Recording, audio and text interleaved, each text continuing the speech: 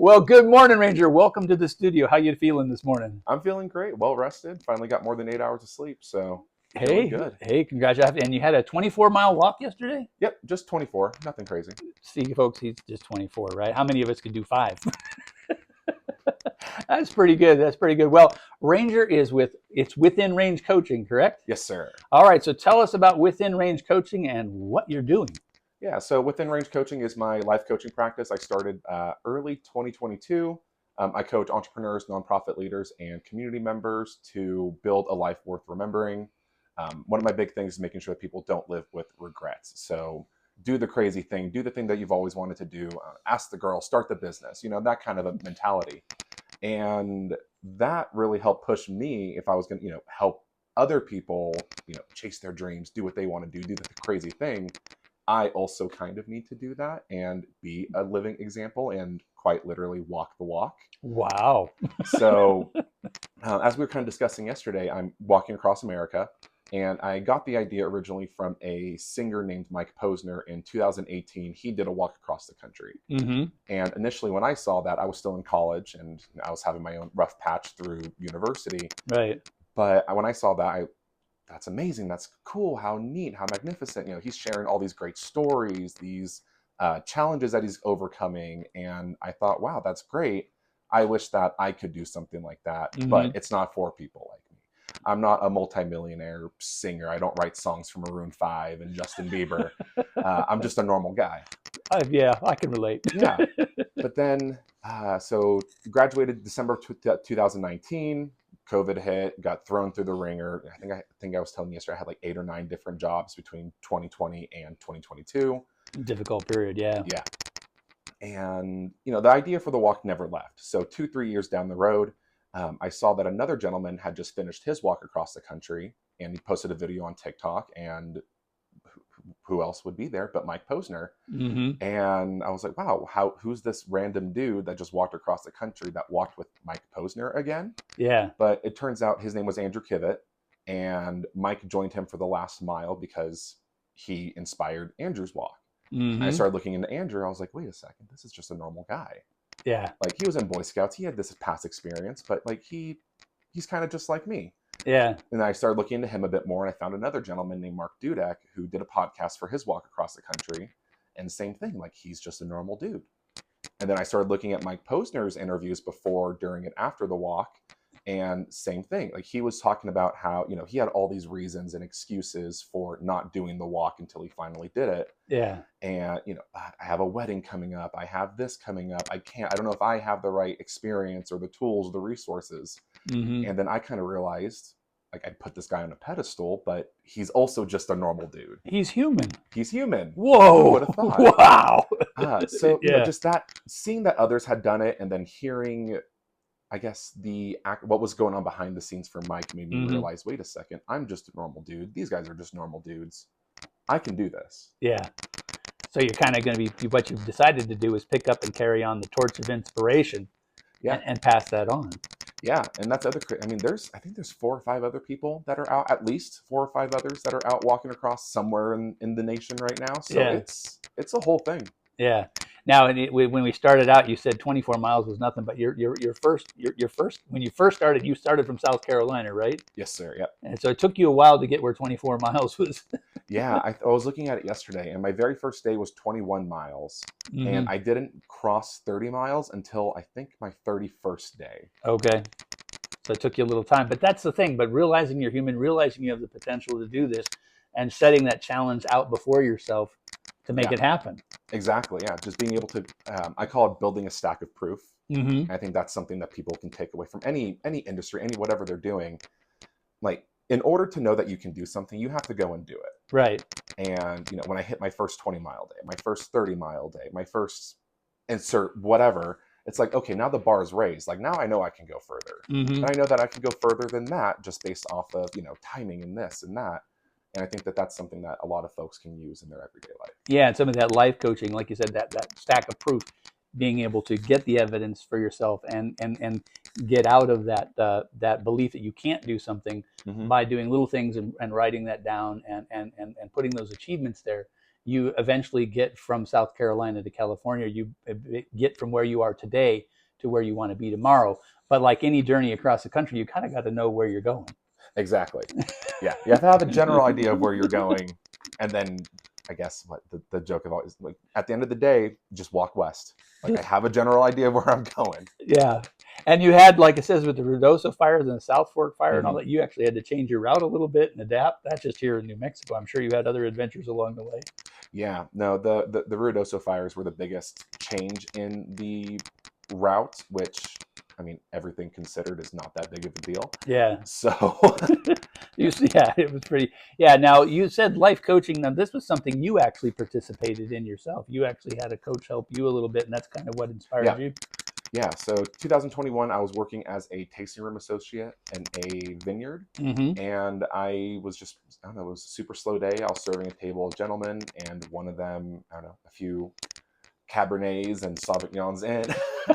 A little wine. Yeah, tell me about yourself, man. Like, who are you? Yeah. Like, oh, you know, I'm Ranger. I'm just a funky, Fun. fresh little guy. I don't know. Yeah. And I mentioned that I was the president of a herpetological society at the time, which is lizards, snakes, turtles, tortoises, all that kind of Reptiles. stuff. Reptiles, yeah, the scaly boys.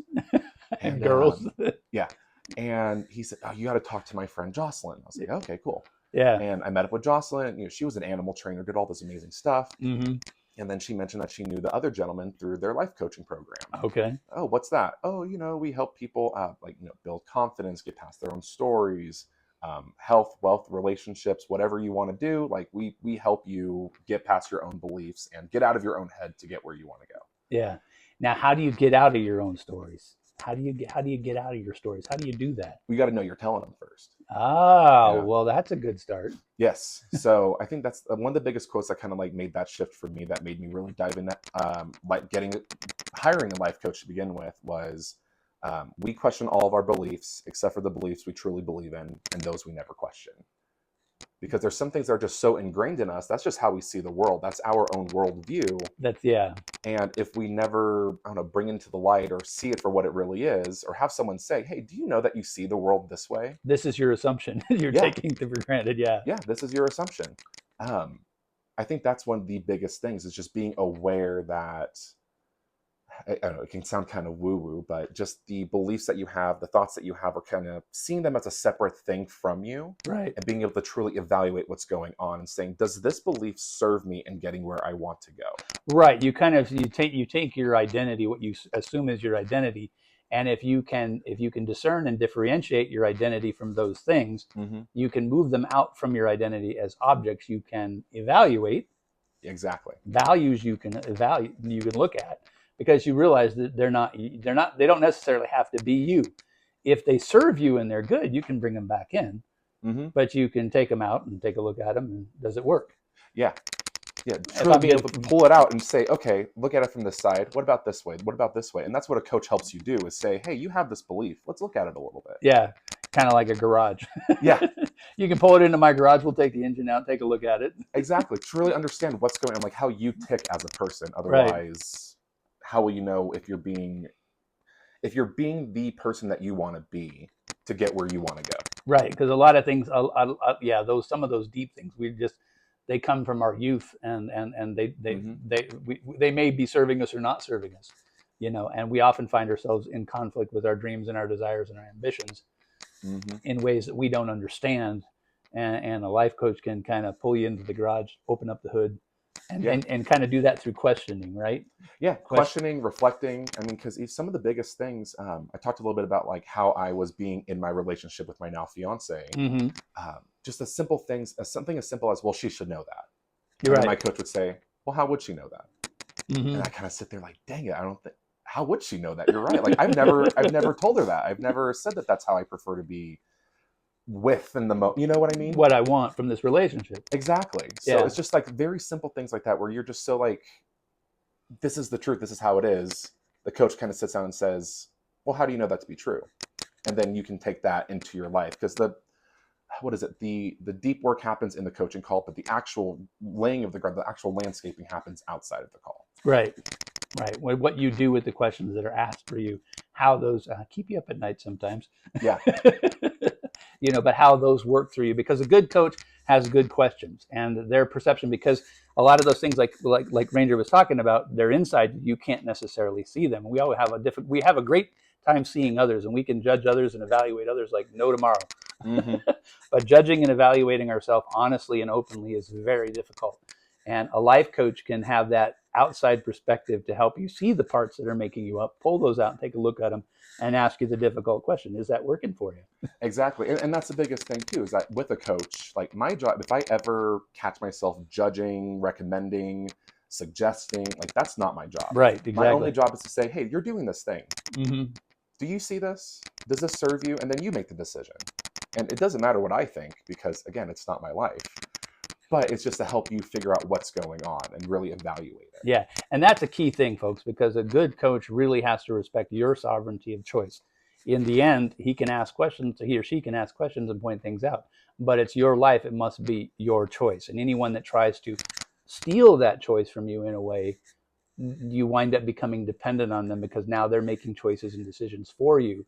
And that's an unhealthy relationship. So if you're in a coaching counseling relationship, watch out for that, because you want someone that asks you questions that you can choose or choose not to act on, but doesn't take that choice from you, because your choice in your own therapy or your own coaching should always be yours. Otherwise, mm-hmm. you tend to, what they've called projection, or there's another word for it, but you tend to become dependent on the counselor or the coach, because they provide you answers, and that is a dangerous path. So I like that the life coaching is asking questions, not taking sovereignty, and like I said, it helped you out in your relationship. Oh yeah, relationship got me to finally start my business, got me to, I don't know, just be a better brother, neighbor, just all these better human being. Yeah, exactly. Yeah, that is cool. That is cool. Well, it's Andrew. First name's Andrew, right? Yeah. Can I call you Andrew? I already did it. I know, it's okay. That's what the government calls me. I know. Isn't it funny, these names we have for us? All right, Ranger Kielak. Yes. Ranger Kielak, Ranger Rhys here. Hey, thank you for joining us this morning. But yeah, where's you? Tell us about your hometown where you started from. I thought that was pretty amazing. No, it's because I was telling Ranger Rhys yesterday. It's always funny whenever people tell me that I'm going to be passing through a small town and there's not much there. Yeah. Because that's basically what I'm used to. But I grew up in a really small town called Chilkoot in California. Population, I looked it up yesterday, was 300-ish. Yeah. 350. And I think that's because the census combines us with the town next door that has a trailer park. Those trailer parks, they'll boost the population every time. Yeah. But no, super small town. The post office now used to be a saloon, and the gas station just got bought out by someone, so now there's finally gas there. Wow. Moving up. So yeah, like literally blink and you miss it. It's just like a quick little community until the next one 20, 30 miles away. So graduating class in 2015 was 12 people. The class after me was 25, which was a big deal. That doubled. Yeah. So yeah, very small town, about half an hour northwest of Reno, Nevada. So we have a bigger city hub pretty close by, but Chilkoot's pretty out there and pretty tight-knit community for the most part, but still very, very small. I think I'm going to play a song for you in a little bit here. A couple of them, actually. Okay, so let's do a couple things here. So up until this point, what's been your biggest revelation in this walk up to this point? I think the biggest revelation is how similar everybody is. Ooh, that's a good one. The way that I've kind of described it so far, because that's a big question I get. Oh, the Southern hospitality, the this, the that. And I just feel like everywhere I've been, I found people that are willing to pull over and help out, or people that are crazy enough to say yes to hosting me for a few nights. And, invite a strange guy off the internet into their house. Hey, some of us, yeah. Well, I think the humanity is important, because it is, and I think that's in a lot of our division and our divisiveness of things. I think it would be good if we got back to what we actually hold in common. Exactly. And I met with I actually met Andrew and Mark, the two other gentlemen that helped, solidify the fact that I could do the walk in Oklahoma City. And they asked me that, and I said, I really feel like the way that I would best describe it is everywhere you go, it's like everybody is the same sentence, but a different font. Right. Like everybody's the same, but like just different enough that you can tell you're somewhere different. What they call, like when we talk about mythology, when we talk about archetypes, there's a universal archetype, there's universal patterns, but they have what's called local folk inflections. where that particular region has certain things that it needs that the archetype is expressed through, it becomes locally inflicted like language does. And so, yeah, you get the little fonts and little curves and things exactly on the letter, but it's still the same word. Yeah. You know, but it looks, yeah, I think it's interesting because that was the same experience years ago when I worked with Sony. I did a lot of in-home service repair systems, and I went to very high-end houses, stars and things like that. And I went to average folks' houses, and it was the one thing that I noticed was that whether I was in this house or that house, they all had little artifacts, little things that expressed themselves. And, you know, it didn't matter what the value was. The expression, like you said, was the same. Yeah. It was the same. And that's a cool thing. All right. So that's your big revelation. That's a good one. Yeah, that's one of the big ones so far. That's huge. That's huge right now, especially when we look at all the divisiveness in the world right now. All right. So now you're in Socorro. You're heading to Magdalena. What are you looking forward to seeing on your way out to California? What are you? The next big stop is the Prescott. You got to say Prescott. Prescott. Okay. Again, I think I was telling you earlier. I feel like I've mispronounced every single little town I passed through. It's not hard to do. Prescott's one of the next big towns. I'm going to spend about a week there. Okay. And that's my last big stop before a lot of desert. So the big empty. The big empty, yeah. So thankfully, I found a couple people from the fraternity and sorority that I was in. And yes, I said I was in a sorority. I'm honorary member. But I found a few people that have been able to help out through the desert patch. But even with support vehicles, it's going to be hot. So I'm looking forward to my week off in Prescott to relax, prep, and I don't know, get in a good headspace for it. Prepare yourself for it. Well, good luck on that. Well, thanks for joining us in the studio. I really appreciate it. Anything else you want to say before we play some songs? No, I mean, if anybody wants to follow along, I'm on all the social media accounts, Facebook, Instagram, TikTok. I have an X, but I don't use it. I don't know why. But for Facebook, it's Rangers Walk Across the USA -- Within Range Coaching. Instagram is Within Range _coaching, and TikTok Within Range _coaching. Yeah, if anybody has any questions, comments, concerns, emotional outbursts, I'd love to hear them. I like the emotional outburst part. All right, Ranger. Well, hey, thanks for joining us today. Now, Ranger, you asked me to play a song for you, and what was the song that you wanted me to play for you? Big Iron. All right, so we got Marty Robbins' Big Iron lined up here. He also mentioned a video game called Fallout, and so Johnny Cash is so doggone lonesome. Is in the new series on Fallout, the movie the series that's out right now, a good one to watch. And then I'm going to play one by Trinity Seeley, one of our cowboy and western songs, Chillicothe in California, because I have a feeling it's pretty close to where he's talking about here. So let's play some western country music here on Rio Grande Valley Radio. Here is my favorite, and my grandparents knew this guy, Marty Robbins, Big Iron.